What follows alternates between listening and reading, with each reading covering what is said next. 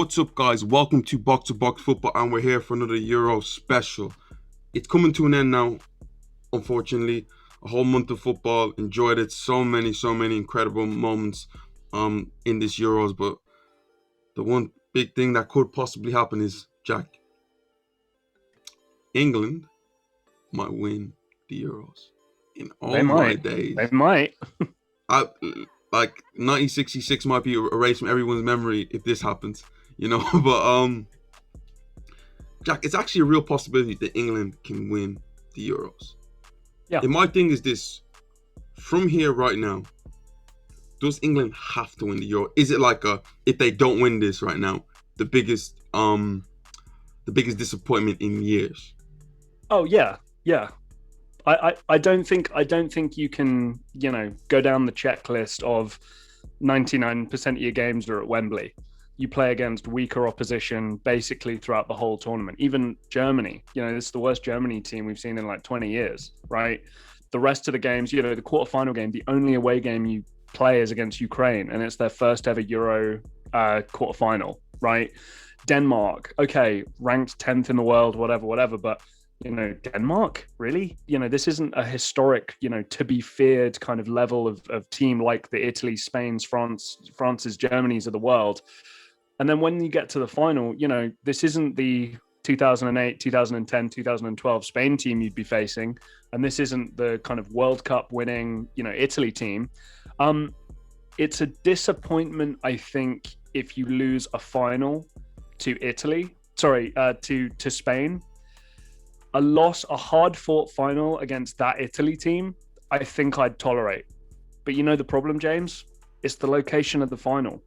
It's at Wembley. Even if we both think it's going to be Italy in the final, right? You and I both think that. It's at Wembley. I know that this Italy team is good, but that home field advantage, that plays a huge part. So I think there are some who would still argue it's a disappointment if England don't win the whole thing. First of all, obviously they need to get past Denmark.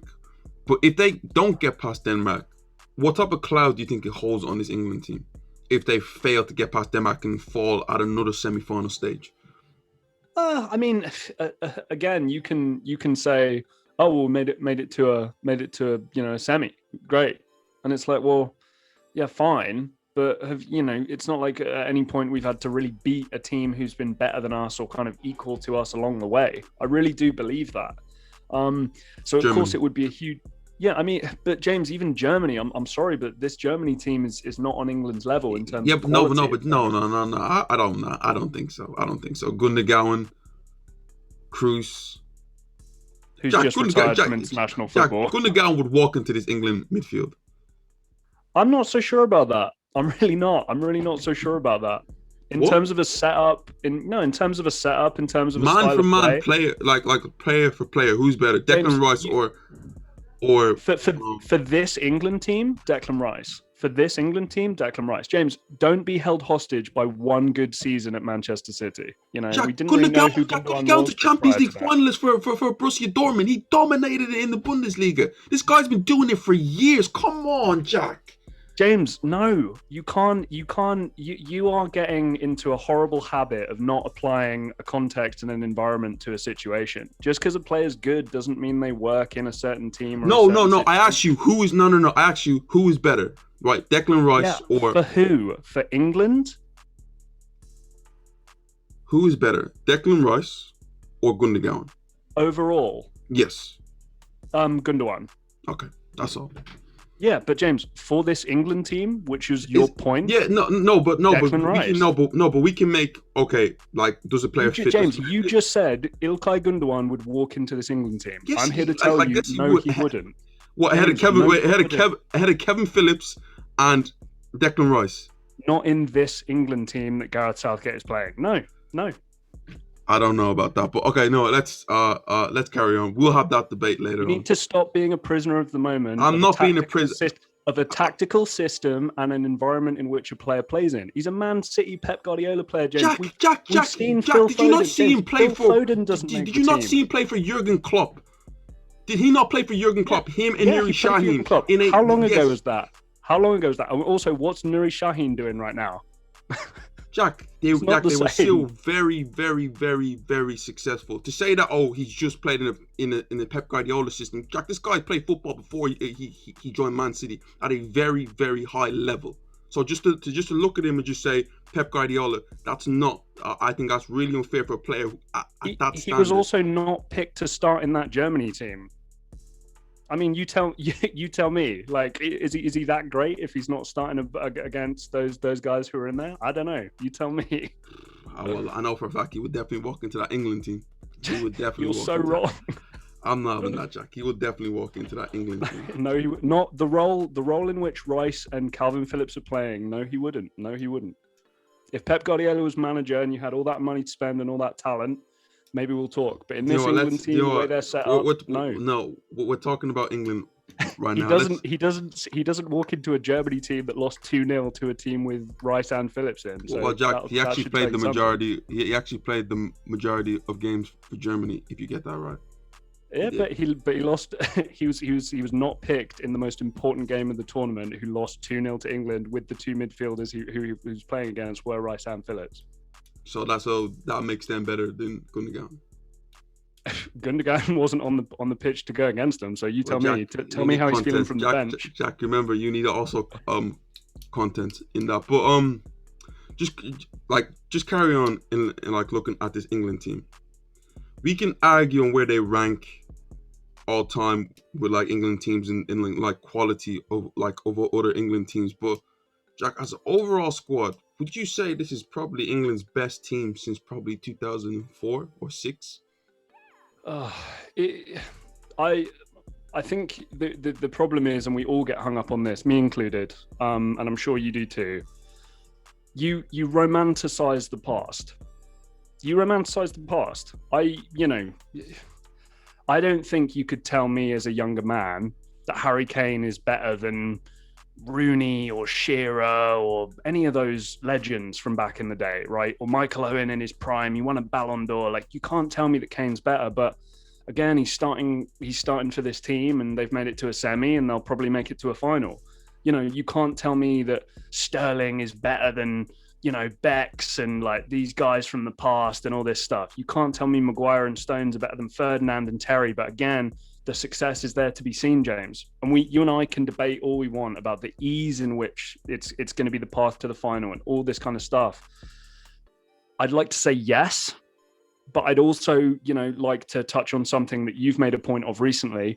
And I don't know where I stand on this yet, but the quality across the board in football, I'm starting to lean more and more towards it's dropping. Now, I don't know whether it's the fact that the weaker teams are becoming stronger and closing the gap, or whether I think this is what you think, the whole level across the board is just dropping down. And that's suiting England because England are kind of retaining their level and the top level is coming down almost to England's level. Do you agree with that?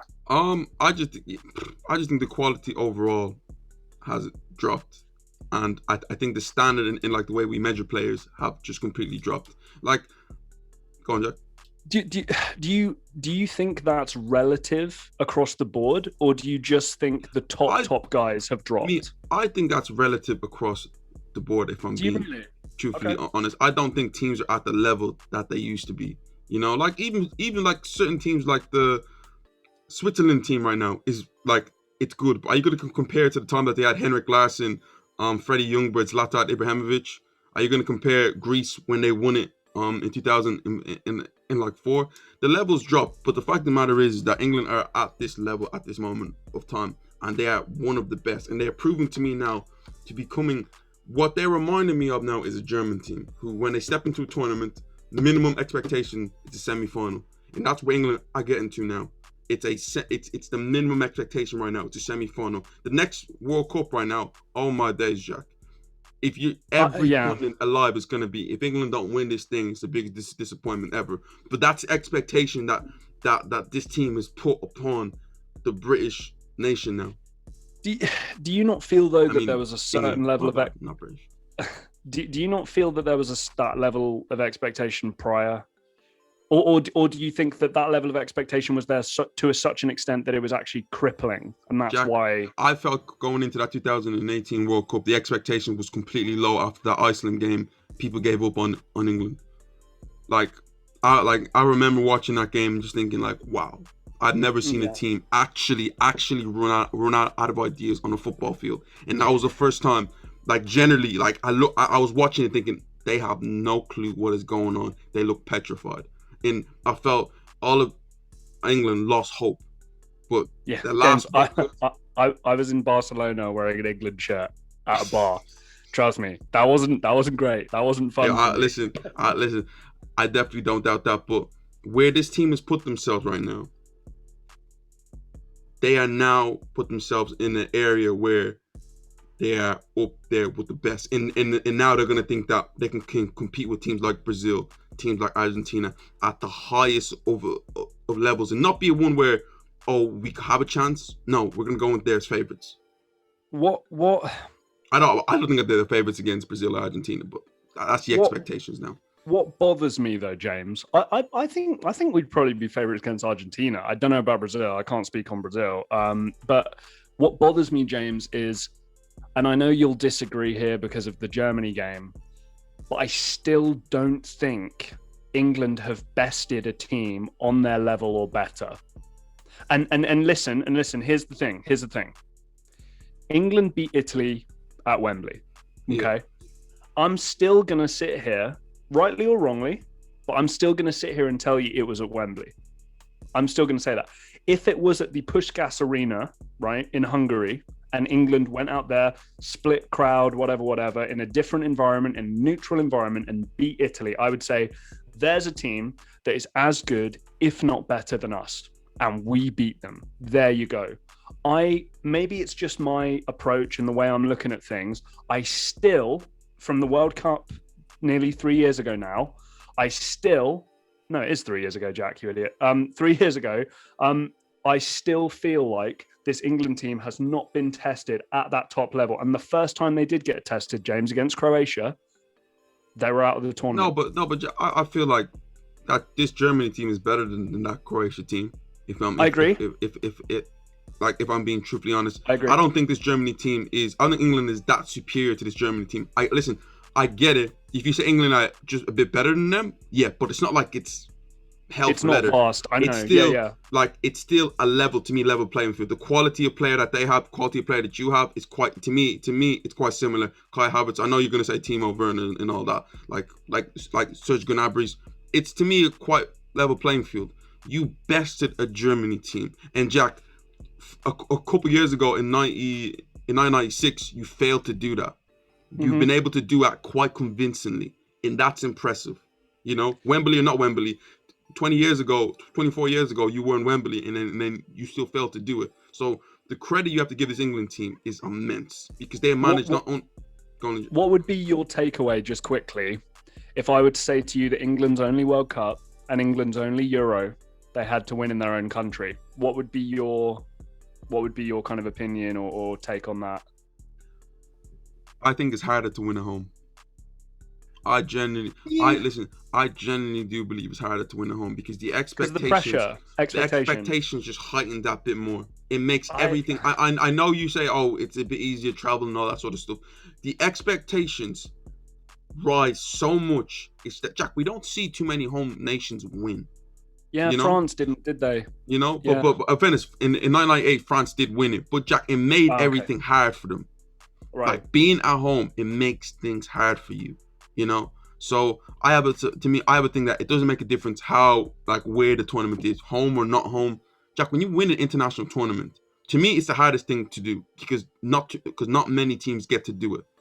And if England do win this tournament, you put your hands up to them and say, even if it's at Wembley, you put your hands up, because Jack, winning football games, and especially knockout football, the way this is at, Jack, you have one bad day, you're out. You're out. I know. And James, I think in conclusion, right, England win an international tournament regardless of where it is, and within the scope of the whole performance, knock out Germany and either Italy or Spain. That's a good reward. Now, we can debate and we can argue that the quarterfinal was pretty easy and the semi-final was pretty easy against the 10th best team in the world with everybody supporting them. But still, I don't think Denmark are on that level, right? But beating a Spain or an Italy and a Germany, I think you'd say fair play.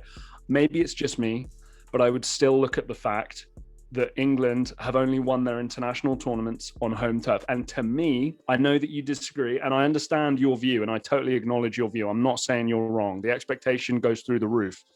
But to me, there is a comfort of training, because, James, for the next week and a half, England will have been training at St. George's Park. They'll be playing in London, where half the squad plays their football. You know what I mean? I don't know. The fans will be sucking that ball into the goal is the expression, isn't it? Does being at home give you an advantage? Yeah. But how much an advantage in this sort of environment? That's the question. To me, I don't think it's make that much of a difference, because knockout football, international football, it's a different sort of ball game. And when you come against a better team, if you have a bad day, you know what happens. You you go out, and it's happened to even the greatest team. For France to lose in the final to Portugal, of all people, with Cristiano Ronaldo out, Jack, that's a huge disappointment. But how much of that advantage play with it? No, because they still lost at the end of the day. If England get this job done and win this, I'm going to put my hands with not only to the squad, but to Gareth Southgate and be like, you got it right. And to be fair, James, even if England don't win it, just get to the final, Gareth, to me, he's got it right the whole way. And James, in 18 months' time at Qatar, which members of the squad aren't going to be there? Seriously, realistically, maybe Bellingham and maybe a couple of other midfielders have developed enough, so maybe somebody like a Jordan Henderson might not be there, right? Maybe Kyle Walker may not be there. Who knows, right? We've got some great right backs. Who knows, right? Maybe a couple of centre backs will move on. But apart from that, Mason Mount, Grealish, Sancho, Sterling, Kane, Shaw, Maguire, Stones, all those guys in 18 months are still going to be there and are probably going to be hungrier to take the momentum into a World Cup. And even better. And that's the crazy thing about that. And just imagine the players even coming in filtering through in that time. Because I guarantee you, in the next year or so, you're going to have another England player coming through and everyone's eyes are going to open again.